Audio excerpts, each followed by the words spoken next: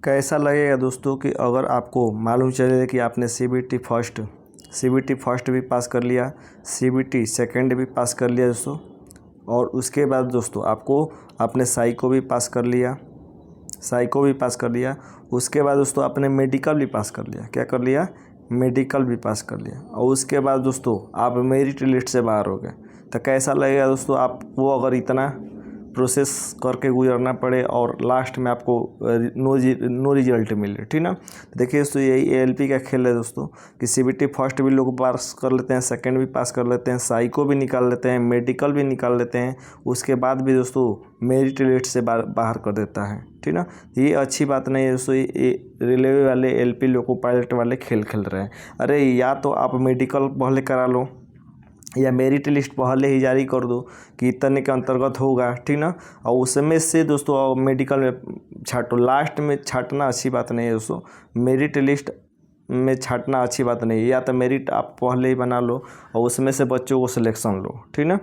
ये पहले छाट दे रहे हैं तो ये बाद में एकदम लास्ट में ले जाकर छाट रहे हैं, तो ये अच्छी बात नहीं है दोस्तों। देखिए दोस्तों, इस वीडियो में रेलवे एलपी के बारे में दोस्तों बात करेंगे, पूरी जानकारी लेंगे कि क्या होता है दोस्तों। तो देखिए दोस्तों, सबसे पहले रेलवे एलपी क्या करता है दोस्तों। रेलवे एलपी तो सबसे पहले आपको दोस्तों फार्म भरने के लिए देता है। फार्म का फीस कितना लगता है दोस्तों? 500 लगता है। 500 लगता है, लेकिन दोस्तों ये कहता है कि मैं आपको 400 रुपये वापस लौटा दूँगा। 400 रुपये आपको रिफ़ंड कर दूंगा, वापस कर दूंगा दोस्तों। कब? जब आप दोस्तों एकदम एग्ज़ाम देंगे, अगर प्रेजेंट रहेंगे, आप फेल हो जाएंगे तो आपको 400 रुपया वापस कर दिया जाएगा। लेकिन अगर आप प्रेजेंट नहीं गए तो आपको 400 रुपया वापस नहीं किया जाएगा। लेकिन दोस्तों आप ये भी सोचिए कि अगर 500 रुपया दोस्तों अगर एग्ज़ाम जब फार्म भरा जाता है दोस्तों, तो करीब 2 साल या 1.5 साल मान लीजिए दोस्तों, यानी 18 महीने लग जाते हैं। 18 मंथ लग जाता है फार्म भरने के बाद दोस्तों। तैयारी करना यानी पेपर तक, यानी पेपर कराने तक, फार्म भरने से पेपर कराने तक दोस्तों 18 मंथ लग जाता है। 18 मंथ में दोस्तों ये 500 रुपये जमा करता है। 500 रुपया पर ये खुद कितना कमाता है दोस्तों, आप खुद सोच लीजिए किस तरह कमाता है दोस्तों। अगर बैंक में जमा कर देगा दोस्तों तो ये इसको टैक्स मिलेगा।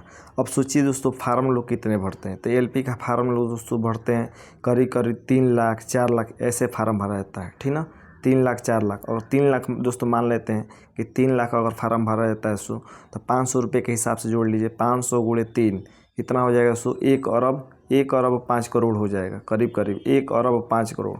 अब सोचिए दोस्तों, अगर 1 अरब 5 करोड़ 18 महीने के लिए दोस्तों, 18 महीने के लिए अगर बैंक में जमा कर दिया जाए तो कितना टैक्स मिलेगा, ठीक ना।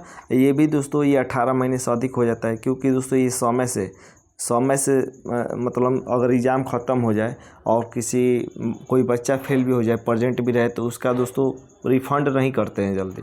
एकदम करीब दोस्तों रिफ़ंड नहीं भी किया जाता है, किया भी जाता है तो 2 से 2.5 साल लग जाता है। तो आप सोचिए कि अगर 1 अरब 5 करोड़ दोस्तों अगर पैसा 2 साल के लिए अगर रखा जाए, 18 महीने के लिए रखा जाए, तो यहाँ से भी टैक्स कमा रहे हैं दोस्तों, टैक्स कमा रहे हैं। उसके बाद दोस्तों अगर कोई बच्चा अगर जाता है पेपर देने, तो उसको भी कुछ सुविधा नहीं दी जाती है ट्रेन में कि फ्री टिकट हो या कुछ।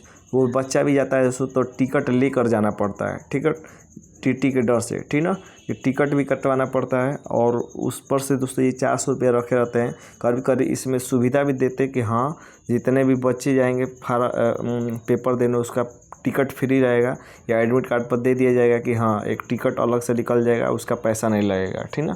ये भी कम से कम सुविधा देना चाहिए। तो आप खुद सोच लीजिए कि एलपी कितना, एलपी का कोई भी एग्ज़ाम या रेलवे का एग्ज़ाम दोस्तों कितना बड़ा खेल करता है। कहता है कि मैं आपसे कल 100 रुपया ले लेता हूँ फीस फार्म के लिए, लेकिन ऐसी बात नहीं है। 500 लेता है और इसको रखता है ब्याज पर बैंक में, तो कितना ब्याज उसको मिलता है, ठीक ना।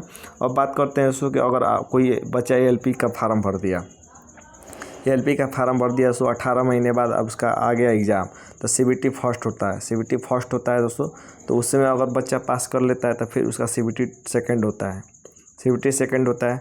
उसके बाद दोस्तों इसमें भी पास करने के बाद दोस्तों आपको साइको एग्ज़ाम होता है। क्या होता है? Psycho exam, PSYCHO, psycho exam होता है। साइको एग्ज़ाम करने के बाद दोस्तों आपको तरह तरह के मेडिकलों से गुजरना पड़ता है। मेडिकल ठीक है। इतना प्रोसेस होता है दोस्तों, आप खुद सोचिए कि कितना बड़ा प्रोसेस है। और इतना करने के बाद दोस्तों लास्ट में मेरिट बनती है, लास्ट में मेरिट बनती है। हमको ये नहीं समझ आ रहा है दोस्तों कि जब मेडिकल में कुछ मतलब पॉइंट नहीं मिलता है दोस्तों, तो लास्ट में मेरिट बनाने की क्या ज़रूरत है। मेरिट पहले ही बना देते हैं, साइको एग्ज़ाम के बाद आप मेरिट बना दीजिए और उसी से बच्चों को मेडिकल करवाइए, ठीक ना। न तो पता चलता है कि मेडिकल कराने के बाद मेरिट बनाते हैं, तो मेडिकल में बहुत लोग पास भी हो जाते हैं तो मेरिट में आकर फेल हो जाते हैं। तो ये तो अच्छी बात नहीं है। इतना प्रोसेस आपने कराया, उसके बाद लास्ट में भी आप कह रहे हैं कि आप फेल हो गए, आप मेरिट लिस्ट से बाहर हो गए। और दोस्तों अब यहीं से घपला भी स्टार्ट हो जाता है। मेरिट लिस्ट से जो बाहर होते हैं दोस्तों, वहाँ पर स्थान खाली हो जाता है।